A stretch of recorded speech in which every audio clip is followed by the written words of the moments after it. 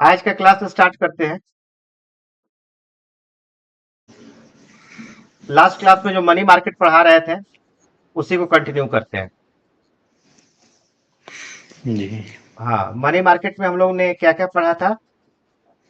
Money market में हम लोग सबसे पहले ये जाने थे कि मनी मार्केट का रेगुलेटर आरबीआई है। मनी मार्केट जी। को हम लोग, हाँ ठीक है, म्यूट कर रहे हैं सबको क्योंकि रिकॉर्डिंग करने में हो। तो मनी मार्केट का रेगुलेटर आरबीआई है। मनी मार्केट को हम लोग शॉर्ट टर्म डेप्ट मार्केट भी कहते हैं। ये सब मनी मार्केट का कैरेक्टरिस्टिक्स है। इसको एकदम आपके टंग पे होना चाहिए। मनी मार्केट को हम लोग लिक्विड मार्केट के नाम से जानते हैं। लिक्विड मार्केट के नाम से जानते हैं। मनी मार्केट को हम लोग शॉर्ट टर्म डेप्ट मार्केट के नाम से जानते हैं, क्योंकि इसमें सारे इंस्ट्रूमेंट जो है वो आपको लोन वाला है, इसलिए डेप्ट मार्केट। अभी हम लोग कैपिटल मार्केट पढ़ेंगे। कैपिटल मार्केट स्टार्ट करेंगे तो कैपिटल मार्केट में सारे इंस्ट्रूमेंट डेप्ट वाले नहीं है। इसमें आपको इक्विटी है एंड डेप्ट है। दो टाइप के इंस्ट्रूमेंट है। अब इक्विटी क्या है, डेप्ट क्या है, अभी बतलाते हैं। पहले मनी मार्केट को देखते हैं। तो लिक्विड मार्केट हो गया, शॉर्ट टर्म डेप्ट मार्केट हुआ। ठीक है ना। ये आपको शॉर्ट टर्म का मतलब तो लेस देन आपका 1 ईयर हुआ। लेस देन में 24 आवर टू, कम से कम 24 hour to less than 1 year. इसका रेगुलेटर आपका आरबीआई है। बट आरबीआई कंप्लीट रेगुलेटर नहीं है। कितना बार एक्सप्लेन कर चुके हैं कि इसमें बहुत सारे ऐसे भी प्रोडक्ट है जिसका रेगुलेटर अलग अलग ऑर्गेनाइजेशन है। जैसे कि एक जो है इसमें प्रोडक्ट आपका मनी मार्केट म्यूचुअल फंड है, तो जिसका रेगुलेटर आपका सेबी है। ठीक है। मनी मार्केट म्यूचुअल फंड आपको मनी मार्केट का ही एक पार्ट है, लेकिन इसका रेगुलेटर सेबी है, जो कि कैपिटल मार्केट का रेगुलेटर है। इसके बाद से ट्रेजरी बिल का रेगुलेटर आपको कौन है, गवर्नमेंट ऑफ इंडिया है। तो इस तरह से हम लोग डिस्कस कर चुके हैं। और इसमें क्या पॉइंट रह गया कि मनी मार्केट में आपको शॉर्ट टर्म के लिए बोरोइंग एंड लेंडिंग के लिए आप जा सकते हैं। इसमें सारे तरह के जो भी आपको गवर्नमेंट ऑफ इंडिया है, चाहे बैंक है, चाहे कॉर्पोरेट्स है, सारे पार्टिसिपेट इसमें होते हैं। रेटिंग रिक्वायर्ड है। अदर्स को चाहे बैंक हुए चाहे आपका मैन्युफैक्चरिंग कंपनी है, इसको रेटिंग चाहिए, स्पेशली आपको सीपी एंड सीडी के लिए। ये सारे चीज को हम लोग डिस्कस किए थे। इसके बाद से रिटेल जो इन्वेस्टर है उसके लिए आपको आरबीआई रिटेल प्लेटफॉर्म है, आरबीआई रिटेल डायरेक्ट प्लेटफॉर्म है, वहां से इन्वेस्टमेंट कर सकते हैं। ट्रेजरी बिल यहाँ से ले सकते हैं। तो नॉर्मली ट्रेजरी बिल आपको 25,000 का होता है, लेकिन अगर रिटेल डायरेक्ट से आप लेते हैं तो मिनिमम वो 10,000 में भी मिल जाएगा, और इसके मल्टीपल में भी आप ले सकते हैं। सीपी के लिए आपको 1 लाख रुपया प्लस इसके मल्टीपल में जाना होगा। सीडी के लिए आपको, सॉरी, सीपी के लिए आपको 5 लाख और उसके मल्टीपल में, एंड सीडी के लिए आपको 1 लाख एंड इसके मल्टीपल में आपको लेना पड़ेगा। अच्छा, ये जितना भी आपका ये 3 इंस्ट्रूमेंट है, चाहे आपका टी बिल हुआ, या फिर सीडी हुआ, या फिर सीपी हुआ, ये तीनों एक प्रकार का निगोशिएबल इंस्ट्रूमेंट है। प्रोमोसरी नोट के फॉर्म में है। प्रोमोसरी नोट के फॉर्म में है, और साथ में ये सिक्योरिटीज भी है। जनरली ये तो एकदम समझ जाइए कि जनरली जो निगोशिएबल इंस्ट्रूमेंट है, इसको हम लोग सिक्योरिटीज बोल नहीं सकते हैं। ये नहीं हो सकता है। ठीक है ना। दोनों अलग अलग ही चीज है। क्यों? क्योंकि निगोशिएबल इंस्ट्रूमेंट का केवल इंडोर्समेंट होता है। एक जगह से दूसरे जगह P1 जो है वो P2 को केवल दे सकता है। 100% पैसा कन्वर्ट हो सकता है। एंड सिक्योरिटीज में ये खरीद बिक्री होता है, ट्रेडिंग होता है। तो दोनों एकदम अलग अलग चीज है। ये मार्केट रिलेटेड इंस्ट्रूमेंट है और ये बैंक रिलेटेड इंस्ट्रूमेंट है। तो दोनों एकदम अलग अलग कैरेक्टरिस्टिक्स है, समझ रहे हैं ना, एकदम अलग अलग कैरेक्टरिस्टिक्स है। दोनों का कोई तालमेल नहीं है। लेकिन केवल मनी मार्केट के लिए ये वैलिड है कि मनी मार्केट का ये जो 3 इंस्ट्रूमेंट है, ट्रेजरी बिल, सीपी, एनसीडी, ये निगोशिएबल इंस्ट्रूमेंट भी है और साथ में सिक्योरिटीज भी है। सिक्योरिटीज इसको इसलिए बोला गया कि ये सेकेंडरी मार्केट में लिस्टेड हो सके। सेकेंडरी ये मार्केट में लिस्टेड हो सके, क्यों? क्योंकि इसका लिक्विडिटी बढ़ जाए, क्योंकि मनी मार्केट को तो लिक्विड मार्केट कहते ही है। अब वो अगर खरीद बिक्री नहीं होता है तो काहे का लिक्विड मार्केट? तो चूंकि इसका लिक्विडिटी बढ़ जाए, लिक्विड का मतलब क्या होता है? आराम से पैसा मिल जाए, कि आप उसको सेल कर दीजिए, पैसा मिल जाए। तो सेल ही नहीं अगर होता तो कैसे पैसा मिलता? इसीलिए इसको सिक्योरिटीज के कैटेगरी में डाला गया, सेकेंडरी मार्केट में लिस्टेड किया गया, ताकि इसकी लिक्विडिटी क्या हो जाए, इंक्रीज कर जाए। ये आपसे पूछा जाएगा तो आप बताइएगा। बहुत सारे क्वेश्चन आप लोग को दिए हैं, आप लोग क्वेश्चन बनाया कीजिए, समझे? क्वेश्चन हम इसलिए कर रहे हैं कि कंसेप्ट समझिए और उसके आधार पे आप क्वेश्चन दीजिए।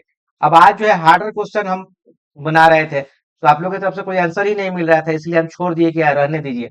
बम्बार्डिंग ऑफ क्वेश्चंस कर देंगे तो शायद आप फ्रस्ट्रेट ना हो जाए, ठीक है ना? लेकिन कल मैं आपको वो हार्डर क्वेश्चन दूंगा, तो आप लोग क्वेश्चन बनाया कीजिए। नहीं क्वेश्चन बनाइएगा तो कैसे होगा काम?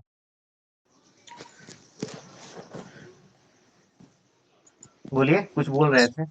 ये क्वेश्चन वाला खोल नहीं रहा था सर, ओपन कर रहे थे तो ओपन नहीं हो रहा था वो। तो मैसेज तो कीजिए मुझे। अच्छा। हाँ, मैंने कोई भी प्रॉब्लम है तो आप मुझे मैसेज कीजिए। आरती जैसे मैसेज की तो हमने जवाब मांगा, तो कोई जवाब ही नहीं आप लोग की तरफ से।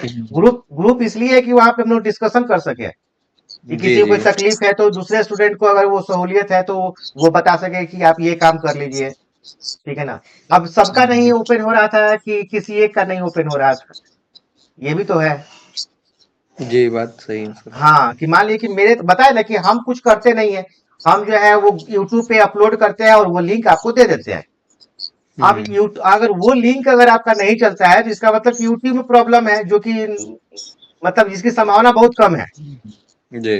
और हम जो भी आप लोग को ये क्या कहते हैं क्वेश्चन बनाते हैं, वो हम इस पे बनाते हैं, गूगल शीट पे बनाते हैं। तो जो जी। गूगल शीट है उसमें कोई प्रॉब्लम नहीं होना चाहिए। अगर गूगल शीट में कोई प्रॉब्लम है तो अगेन वो गूगल वाले का प्रॉब्लम है, मेरा कोई प्रॉब्लम नहीं है। इसीलिए ठीक। एक पार्टिकुलर स्टूडेंट का नहीं प्रॉब्लम होगा, अगर होगा तो सबका होगा, और नहीं तो जी किसी का जी। नहीं होगा। ठीक है सर। हाँ, तो इसीलिए स्विच ऑफ करके स्विच ऑन कीजिए, या कुछ आप फिर कीजिए अपने।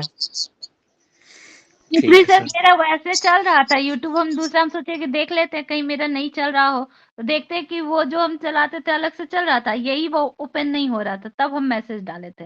हाँ, तो इसका एक और उपाय है कि जो जो आपके ग्रुप में जो जो यूट्यूब का लिंक है, या मान लीजिए कि आपका कहीं भी यूट्यूब का लिंक है, जैसे कि आपने गूगल क्लासरूम लिया, उसमें अगर यूट्यूब का लिंक है, तो उस लिंक लिंक को आप कॉपी कीजिए और उस कॉपी को अलग से यूट्यूब पे वो आप पेस्ट करके वो लिंक को ओपन कीजिए, ओपन हो जाएगा।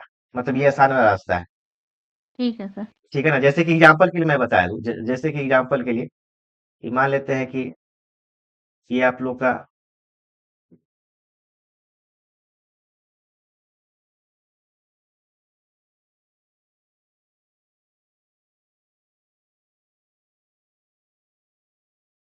देखिए, जैसे कि ये है, यहाँ से हम लिखा हुआ है कॉपी, राइट क्लिक कर कीजिएगा तो कॉपी हो जाएगा, और कॉपी करने के बाद इसको आप ओपन कीजिएगा। ऐसे यहाँ भी आप गूगल पर भी सर्च कीजिएगा ना, तो ये आराम से ओपन कर देगा। देखिए, ये आराम से ओपन कर देगा। तो चलिए आज का क्लास स्टार्ट ठीक है, करते हैं। तो ये आराम से ओपन कर देगा। गूगल पे भी सर्च कीजिएगा तो ओपन कर देगा, और साथ में अगर आप स्पेशली अगर यूट्यूब को ओपन कीजिए और वहां पे ये वाला लिंक आप पेस्ट कर दीजिए, राइट क्लिक करके ये लिंक यहाँ से पेस्ट कर दीजिए, तो ये भी ओपन कर देगा। देखिए ऊपर में यहाँ पे ओपन हो गया। तो जैसे भी ओपन करना चाहें, इसके बावजूद भी अगर नहीं होता है तो देखा जाएगा। ठीक है, क्लास को आगे बढ़ाते हैं। मनी मार्केट का हम यहाँ पे कैरेक्टरिस्टिक्स डिस्कस कर रहे थे कि मनी मार्केट को हम लोग लिक्विड मार्केट के नाम से जानते हैं। ये short term lending and borrowing market है, डेप्ट मार्केट के नाम से जानते हैं।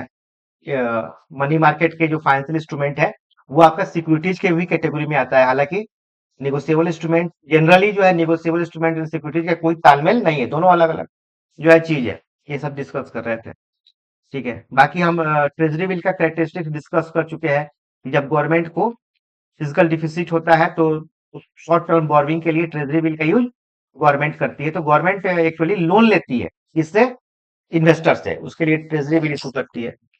और कंपनी को अगर जरूरत पड़ता है तो सीपी इशू करती है, और अगर बैंक को भी पैसा की जरूरत पड़े तो सीडी इशू करती है। लेकिन इस दोनों के लिए उसको क्या करना होता है, रेटिंग लेना होता है, किसी ना किसी रेटिंग एजेंसी से रेटिंग लेना होता है। ट्रेजरी बिल के लिए रेटिंग की जरूरत नहीं है। ट्रेजरी बिल ऐसे भी आपका सिक्योर इंस्ट्रूमेंट में आता है, क्योंकि गवर्नमेंट ऑफ इंडिया का बैकअप है तो सिक्योर इंस्ट्रूमेंट में आता है। सीपीए एंड सीडी जो है आपका अनसिक्योर इंस्ट्रूमेंट में आता है, ये अनसिक्योर इंस्ट्रूमेंट में आता है, ठीक है ना। इसमें कोई भी इन्वेस्ट कर सकता है, एनी वन कैन इन्वेस्ट, कोई भी इन्वेस्टमेंट कर सकता है। अच्छा, ये जितने भी इंस्ट्रूमेंट इशू होते हैं वो आपका डिस्काउंटिंग मेथड पे इशू होते हैं, डिस्काउंटिंग मेथड पे इशू होते हैं। तो जब हम पढ़ा लेंगे ना, जैसे जैसे हम पढ़ा लेंगे, जब आपका एग्जाम का समय आएगा तो इसी तरह का हम आपका क्रैश कोर्स भी चलाएंगे। लेकिन वो क्रैश कोर्स तभी आप समझ पाएंगे, क्योंकि वो तो एकदम फास्ट फॉरवर्ड होगा ना, तो वो तभी समझ पाएंगे आप। वो 3 से 4 घंटा 6 घंटा का चलेगा, तो तभी आप समझ पाएंगे जब आप प्रॉपर आप पढ़ाई कीजिएगा, लेक्चर आप देखिएगा, तो क्रैश कोर्स में आपको बेनिफिट होगा। तो डिस्काउंट मेथड पे इशू होता है, और जो भी इंस्ट्रूमेंट डिस्काउंट मेथड पे इशू होता है उसको हम लोग क्या बोलते हैं, जीरो कूपन बॉन्ड, ठीक है ना, जीरो कूपन बॉन्ड कहते हैं। तो ट्रेजरी बिल हुआ, चाहे सर्टिफिकेट ऑफ डिपॉजिट हुआ, चाहे आपका सीडी हुआ, इसको हम लोग जीरो कूपन बॉन्ड कहते हैं। तो ये यही आपका तीनों था। इसके बाद से आप, इसमें एक चीज जो बच गया था वो ट्राई पार्टी रेपो बच गया था। अच्छा, एक चीज और, कि जनरली जो मनी मार्केट है वो ज्यादातर जो हिस्सा है ये अनऑर्गेनाइज सेक्टर वाला है, जिसका कोई रेगुलेटर है नहीं। ये जनरली टेलीफोन पे या फिर मनी लेंडर के द्वारा या इंडिजियस बैंकर के द्वारा, कहने का ये बैंकर है बट कहीं से रेगुलेटर नहीं है, ठीक है। Unregulated non banking financial company, chit fund, nidhi, ये सब नाम है। तो इसके विषय में हम लोग को ज्यादा नहीं पढ़ना है, केवल जानना है, ज्यादा नहीं पढ़ना है। हम लोग को जो जानना है ये ऑर्गेनाइज सेक्टर जानना है, जिसमें आपको reserve bank of India regulator के तौर पे आता है, और फिर पब्लिक सेक्टर बैंक है, प्राइवेट सेक्टर बैंक है, एलआईसी है, कोऑपरेटिव बैंक है, आरआरबी है, ये सब है, ठीक है। साथ में ये भी आप नोट कीजिएगा कि जो call money, notice money and term money है, इसमें कौन कितना दे सकता है। इससे भी एक क्वेश्चन हम पूछे हुए थे, पता नहीं आपने जवाब दिया कि नहीं। ये वाला सर क्वेश्चन हमको पूछे ये थे। वाला ही समझ में नहीं आया था, हम पढ़े थे लेकिन हमको उतना समझ में नहीं। 100%, 125% ये जो है। हाँ, तो ये लिखा हुआ है ना, ये आरबीआई का है, यहाँ से एक क्वेश्चन पूछेगा, इसको नोट कर लीजिए, कि जैसे कि है ना कि एक बैंक दूसरे बैंक को पैसा दे सकती है, ले सकती है। जो बी1 बैंक है ये बी2 को पैसा दे सकती है, और साथ में ये भी एक दूसरे को, मैंने ये भी आपका लोन दे सकती है, ये भी लोन दे सकती है। तो कितना दे सकती है, तो देखना होगा कि बी1 बैंक किसके कैटेगरी में आता है। कमर्शियल बैंकिंग की कैटेगरी में आता है, समझ में आ रहा है ना। कमर्शियल बैंकिंग की कैटेगरी में आता है, कि कोऑपरेटिव बैंकिंग की कैटेगरी में आता है, कि प्राइमरी डीलर है, कि पेमेंट बैंक है, स्मॉल फाइनेंस बैंक है, कि रीजनल लोन बैंक है। मतलब इतना ही लोग है जो call money, notice money and term money में डील कर सकता है। इसमें से वो किसके कैटेगरी में आता है, उसी का यहाँ पे दिया हुआ है, कि अगर आपका शेड्यूल्ड कमर्शियल बैंक है, अगर आपका शेड्यूल्ड कमर्शियल बैंक है, और साथ में आपका स्मॉल फाइनेंस बैंक है, मतलब ये भी लिखा हुआ है, क्यों भाग रहा है। अगर आपका शेड्यूल्ड कमर्शियल बैंक है और साथ में आपका स्मॉल फाइनेंस बैंक है, तो इसके लिए है कि call money and notice money में वो 100% उसके कैपिटल फंड का डील करेगा। अब ये कैपिटल फंड कैसे कैलकुलेट होगा, तो हर एक 14 दिन पे आरबीआई को रिपोर्टिंग किया जाता है कि उसके पास कितना कैपिटल है। अभी मेरे पास कितना कैपिटल है, हर एक बैंक उसको रिपोर्टिंग करता है आरबीआई को। तो वो जो रिपोर्टिंग करेगा उसका वो 100% तक लोन के रूप में दे सकता है या ले सकता है। लेकिन किसी खास दिन अगर वो चाहे तो 125% तक भी डील कर सकता है। लेकिन अगर 125% तक डील कर लिया तो बाकी दूसरे दिन डील करने के लिए उसके पास कितना रहेगा, 75% रहेगा। तो ये ध्यान में रखिएगा कि जनरली 100% वो अपने कैपिटल फंड का डील कर सकता है, जो रिपोर्टिंग होगा फोर्टनाइटली। फोर्टनाइट का मतलब क्या होता है? 14 दिन। और टर्म मनी में वो क्या करेगा? टर्म मनी में internal board approved limit with in the prudential limit, मतलब जो इंटरनल बोर्ड है ना, वही आपको प्रूडेंशियल लिमिट तय करेंगे कि कितना उसको डील करना है। तो ये आपका आउटलाइन नहीं है। क्या हो रहा है? जो इंटरनल आपका बोर्ड है, तो याद रखिएगा, टर्म मनी का अगर कमर्शियल बैंक का एंड स्मॉल फाइनेंस बैंक का टर्म मनी का पूछेगा, तो आप बोलिए कि इंटरनल बोर्ड शुड डिसाइड, वो आउट नहीं है। उसके बाद से आपका पेमेंट बैंक का एंड आरआरबी का यहाँ दिया हुआ है कि इसमें आपका इंटरनल बोर्ड नहीं है, इसमें आरबीआई अपना आउट करके रखी है कि चाहे कॉल हो, चाहे नोटिस हो, चाहे टर्म मनी हो, इसमें जो कैपिटल फंड होगा, जो आरबीआई को रिपोर्ट करेगी बैंक फोर्टनाइटली बेसिस पे, उसका 100% वो डील कर सकती है, दे सकती है या ले सकती है। लेकिन किसी खास दिन जो है 125% वो कर सकती है। मतलब आरआरबी में एंड कमर्शियल जो बैंक है, उसमें मात्र एक ही चीज का फर्क है कि कमर्शियल बैंक का जो टर्म मनी है वो खुद डिसाइड कर सकती है। हालांकि टर्म मनी थोड़ा सा रिस्की भी होता है, बताए थे ना कि इसमें एक कॉल बैक वाला एक टर्म होता है, तो generally bank call term money में डील नहीं करना चाहते हैं। ठीक है, बार बार नोटिस मनी को बढ़ा देते हैं। लेकिन फिर भी अगर क्वेश्चन पूछे तो आप इसका जवाब देंगे कि टर्म मनी में commercial bank and small finance bank खुद डिसाइड करेगी, इंटरनल बोर्ड खुद डिसाइड करेगा। लेकिन पेमेंट बैंक एंड आरआरबी जो है, उसका डिसीजन आरबीआई करके रखी हुई है, 100% of average basis on reporting fortnightly, और किसी एक खास दिन जो है 125% तक ले सकती है। कोऑपरेटिव बैंक के लिए क्या है कि 2% of aggregate deposits as at the end of the previous financial year. तो फाइनेंशियल ईयर किसे कहते हैं? तो जो 31 मार्च तक समाप्त होता है, आपको मालूम ही है। तो 31 मार्च तक इसके पास जितना डिपॉजिट होगा, पैसा आया गया, तो इसके पास जितना प्रेजेंट एनडीटीएल होगा 31 मार्च तक, उसका ये मात्र 2% call money, notice money and term money में डील कर सकती है। कोऑपरेटिव बैंक के लिए सिर्फ ये है। ठीक है, उसमें भी लैंड डेवलपमेंट कोऑपरेटिव बैंक इसमें डील नहीं कर सकती है, other than land development cooperative bank था। एंड प्राइमरी डीलर किसे कहते हैं? जो स्पेशली गवर्नमेंट सिक्योरिटीज में डील करती है। अब इंडिया में कितने प्राइमरी डीलर रहेंगे, इसका भी आपको गवर्नमेंट ऑफ इंडिया बतलाएगी। वही लाइसेंस देगी और वही बताएगी कि नंबर ऑफ कितने प्राइमरी डीलर रहेंगे, और गवर्नमेंट सिक्योरिटीज में डील करेगी। Primary dealer directly government securities government से परचेज करती है और फिर मार्केट में वो डील करती है। इसलिए प्राइमरी डीलर को हम लोग market maker of government securities भी कहते हैं। तो ये कभी कभी ये डायरेक्ट क्वेश्चन पूछता है कि market maker of government securities कौन है? तो प्राइमरी डीलर है। तो प्राइवेट डीलर और गवर्नमेंट सिक्योरिटी चूंकि सिक्योर होता है, इसीलिए आपको थोड़ा सा यहाँ पे देखिए कि इसको 225% तक आपको परमिशन मिला हुआ है कि आप कॉल मनी, नोटिस मनी या टर्म मनी में आप डील कर सकते हैं। तो क्लियर हुआ क्या ये वाला? हाँ सर, अभी बहुत अच्छे से हो गया। चलिए, तो यही है, इसको पढ़िएगा। इसके बाद से इसमें एक जो बच गया वो ट्राई पार्टी रेपो बच गया। तो चलिए हम लोग ट्राई पार्टी रेपो को देखते हैं।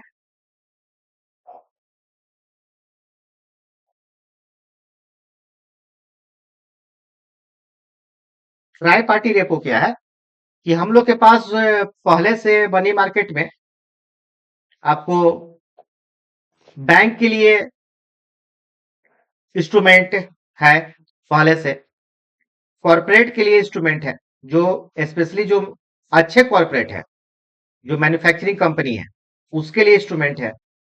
समझ में आ रहा है ना? तो इन लोगों के पास इंस्ट्रूमेंट है। जनरली आरबीआई उन्हीं लोग को मनी मार्केट में रखी है जिनका स्पेशली रेटिंग अच्छा। अब मान लेते हैं कि आप ही के पास अगर कोई क्रेडिट कार्ड के लिए गया, तो आप सबको नहीं दे देंगे ना। आप स्पेशली आप बोलेंगे कि हम जो है सैलरीड पर्सन को क्रेडिट कार्ड देंगे। जनरली सबको तो आप क्रेडिट कार्ड नहीं दे देंगे। तो वही हिसाब किताब है कि मनी मार्केट में भी जिसका स्कोरिंग अच्छा होता है, जिसका क्रेडिट रेटिंग अच्छा होता है, जिसका भरोसा ज्यादा है मार्केट को, वही लेन देन करेगी।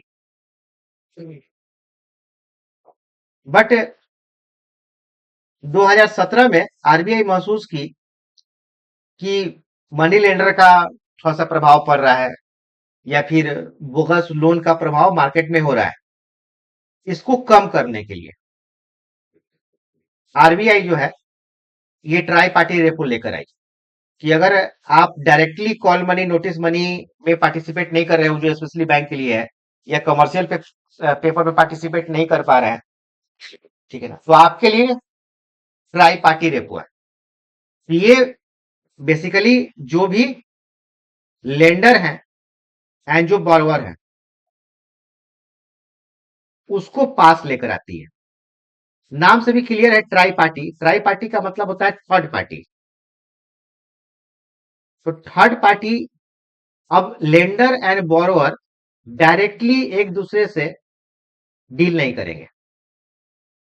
नो डील डायरेक्टली, समझ रहे ना, डायरेक्टली कोई डील नहीं करेंगे। दोनों पार्टी जो है ये ट्राई पार्टी से डील करेगा। मतलब बोरोवर को अगर पैसा चाहिए तो ये ट्राई पार्टी के पास जाएगा।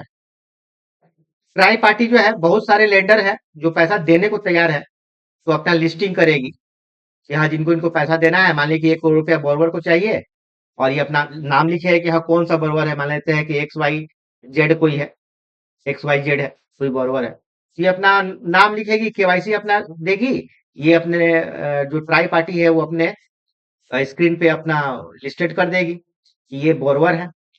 अब लेंडर जो है वो देखना चाहेगा कि हाँ उसका क्या है, कि उसको लोन वो दे सकता है कि नहीं, तो वो यहाँ पे लोन देने के लिए आपको प्रोसेस करना शुरू करेगा। इसमें यह है कि ट्राई पार्टी अपने आप को भी सेफ रखने के लिए कि भाई मेरा क्या होगा, एक्चुअली बोरवर को बोलती है कि आपको सिक्योरिटी जमा करना होगा, माने कुछ ना कुछ कोलेटरल जमा करना होगा।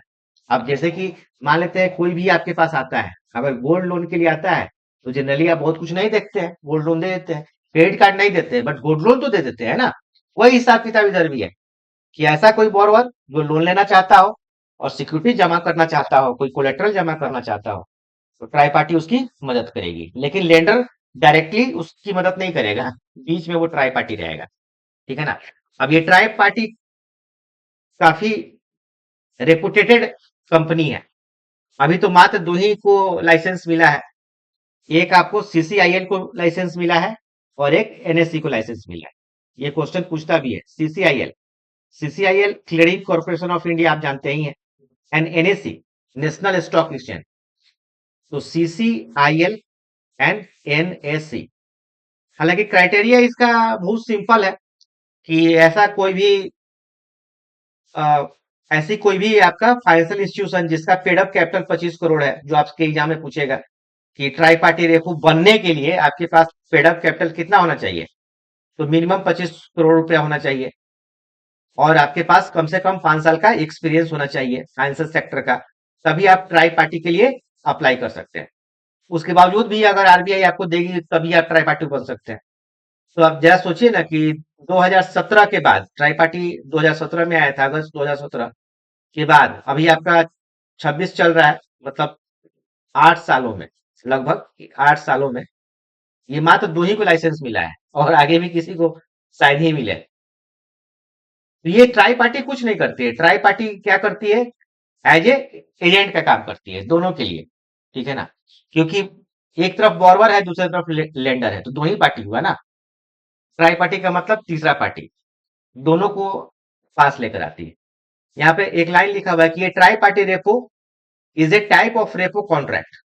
अब एक्चुअली रेपो कॉन्ट्रैक्ट अब बतलाने वाले हैं, मॉनेटरी पॉलिसी बतलाने वाले हैं। पहले थोड़ा सा बतलाए थे कि रेपो कॉन्ट्रैक्ट में क्या होता है। जनरली जो हम लोग रेपो कॉन्ट्रैक्ट जानते हैं, इसमें आरबीआई बैंकों को लोन देती है शॉर्ट टर्म के लिए, 24 आवर से लेकर 1 साल के लिए लोन देती है, और बदले में क्या लेती है, बोलिए, सिक्योरिटीज लेती है।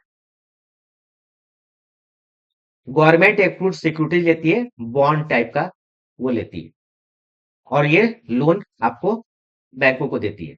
और फिर जब टर्म पूरा हो जाता है, मान लेते हैं 6 मंथ के लिए लिया या 24 घंटा के लिए लिया या व्हाटएवर, तो फिर बैंक जो है आरबीआई को प्रिंसिपल प्लस इंटरेस्ट दे देती है, और आरबीआई जो है ये बॉन्ड जो ली विद सिक्योरिटीज वो इसको रिटर्न कर देती है। तो जो ट्राई पार्टी रेपो है उसका कंसेप्ट भी यही है, बट यहाँ पर सिर्फ आरबीआई की जगह कौन हो गया, कोई ना कोई लेंडर हो जाएगा, और बोरवर जो बैंक की जगह कोई ना कोई आपका बोरवर हो जाएगा, और बीच में एक ट्राई पार्टी हो जाएगा। क्लियर हुआ क्या? जी सब सर। सबका क्लियर हो गया? कहीं कोई प्रॉब्लम? सौरभ सिन्हा जी, आपका क्लियर हुआ? लेंडर में कौन हो सकता है? लेंडर में कोई कोई भी इंडिविजुअल हो सकता है, जो सोना लेके आएगा आप उसको लोन देंगे, ठीक है ना? घर में जब पड़ा है सोना तो फिर काहे का रोना, ऐसा ही यस पड़ता सर। रहता है ना। लेंडर बोरोवर कोई इंडिविजुअल भी हो सकता है, उसमें कोई ये नहीं है। हाँ, ऐसा तो कुछ लिखा हुआ नहीं है, ठीक। ठीक है। हाँ, लेकिन जनरली ये कंपनी ही होती है। अब किसी को सुना है क्या कि मनी मार्केट में वो डील करता है? तो जनरली मनी मार्केट में कौन डील करता है? कॉर्पोरेट ही डील करती है। इंडिविजुअल का है, लेकिन किसने वो डील करेगा? विश्वास ही नहीं है कि मनी मार्केट टाइप का कुछ है। तो इस तरह से आपका मनी मार्केट समाप्त हो गया। आज मनी मार्केट समाप्त हो गया। अब हम लोग स्पेशल मॉनेटरी पॉलिसी को पढ़ेंगे। मॉनेटरी पॉलिसी को अभी हम छोड़ देते हैं। मॉनेटरी पॉलिसी इसमें है नहीं कुछ। जो भी आपका चैप्टर है इसमें अब कैपिटल मार्केट है, मॉनेटरी पॉलिसी नहीं है।